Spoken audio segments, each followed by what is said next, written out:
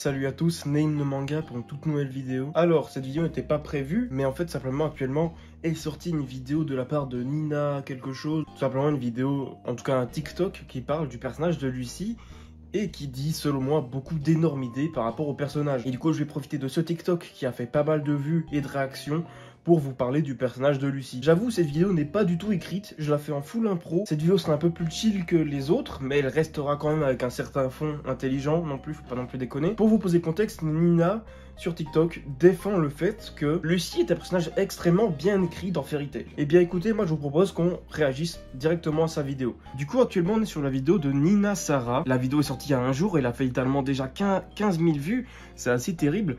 Alors normalement cette vidéo devrait peut-être sortir demain. Actuellement quand je la tourne on est le 24 mai. Et tout simplement j'ai eu une mention d'un de mes agents infiltrés, Moonlight 974 ou 936. Merci à toi, oh non c'est 971. Mais merci à toi de m'avoir mentionné. Regardons cette vidéo. Parlons de Lucy. Lucy est un personnage que j'aime beaucoup. Parlons de Lucy. Lucy est un personnage que j'aime beaucoup. Je pense qu'elle fait partie des personnages féminins de manga qui sont véritablement bien écrits.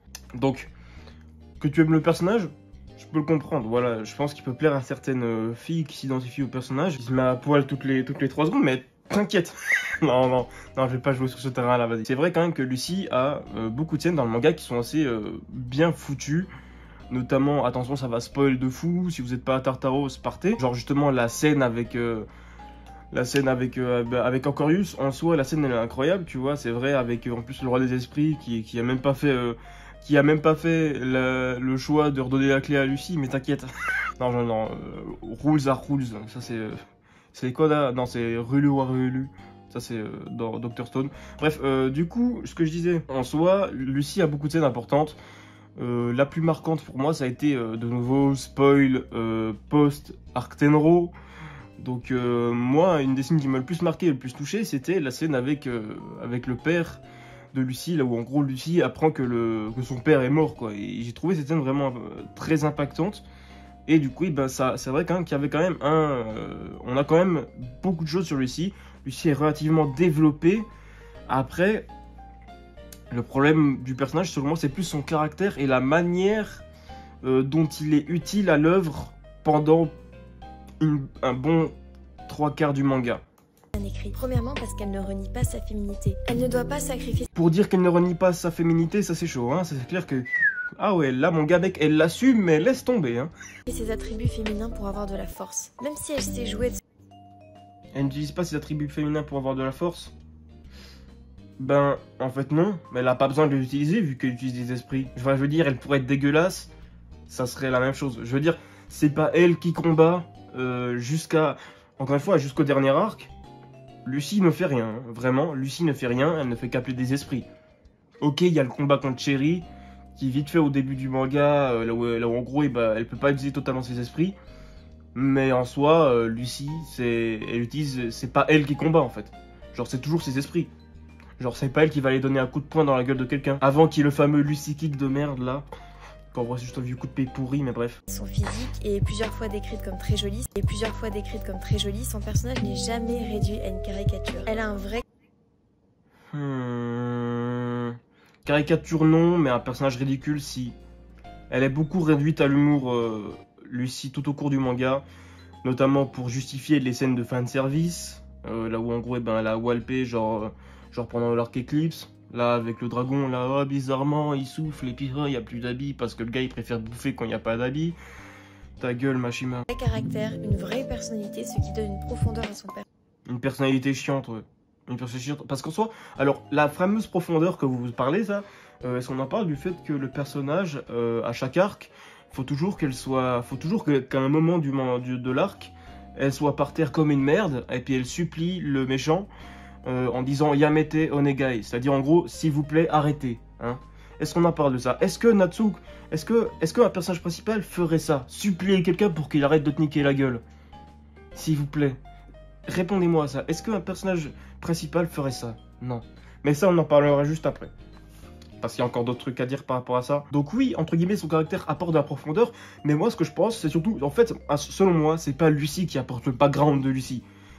ce qui apporte du background à Lucy, c'est également ses antécédents et surtout ses ancêtres, notamment Anna Artfilia, Leila Artfilia, qui étaient des grandes constellationnistes, qui ont, avec Zeref et tout, vraiment, en fait, selon moi, Lucy, en fait, elle est juste un...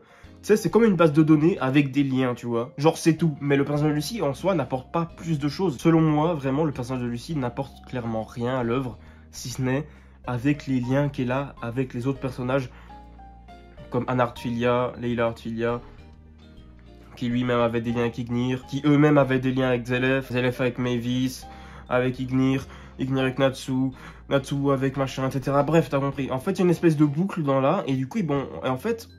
Au final, Lucy est récompensée de ça, alors qu'en vrai, elle a rien branlé, elle. Genre, elle y est pour rien, en soi. Souvent, les personnages hyper féminins sont relégués au second plan dans les mangas. Ici, Lucy est non seulement le personnage principal, mais elle a... Oh, putain, je suis désolé, j'ai des hauts le cœur, là. Non, écoutez. De nouveau, cette histoire de truc principal, alors... Je vais juste faire un petit détail maintenant, du coup... Je vous montre cette image, déjà. C'est écrit « The main character is named... Natsu. The main character, ça veut dire le personnage principal, comme par exemple main menu, ça veut dire menu principal. Donc franchement, vous ne pouvez pas venir dire comme quoi c'est Lucy en ayant pour conscience de contredire l'auteur. C'est quand même con quand même. De plus, le caractère de Lucy ne peut pas être celui d'un personnage de héros de Neketsu. Genre en fait, ça ne peut pas être celui du protagoniste. Pourquoi? Bah déjà parce que la meuf, c'est littéralement une princesse en détresse à tellement d'arcs. Genre Phantom Lord, ah je vais tomber d'une tour, puis je vais cueillir Natsu parce que je sais que t'es là. Bref.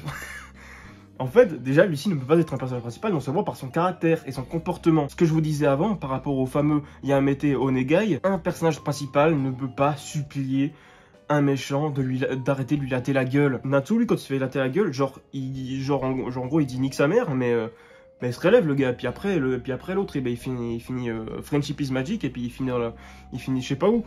Bref, ce que je veux dire, c'est que Lucy, par son comportement, ne peut pas être un personnage principal, surtout dans la mesure où elle ne va pas inspirer le public éditorial des shonen Neketsu. Et ce public-là, c'est celui des garçons de 10 ans à 18 ans. Déjà qu'en plus, dans un Neketsu, un personnage principal ne peut pas être une fille, et je parle bien des Neketsu, pas des shonen en général, comment veux-tu sérieusement qu'un personnage qui finit à poil et subit énormément de fanservice puisse être le personnage principal? Est-ce que toi, en tant que garçon de 10-18 ans, est-ce que toi, si tu étais un garçon, tu t'identifierais à ça? Vraiment, je te pose la question, à mon avis. Et puis, viens pas me dire, oui, non, mais tu sais, si on est LGBT, non. Arrêtez d'être con, putain. Elle a aussi un réel développement. Elle ne sert pas non plus de personnage dont les hommes tombent tous amoureux, elle a une vraie identité. Mieux encore, son hyper-féminité n'en fait pas un personnage stupide comme on a l'habitude de le voir. Vraie identité? Ouais, mitigé. L'hyper-féminité n'en fait pas un personnage stupide comme on a l'habitude de le voir. Personnage stupide?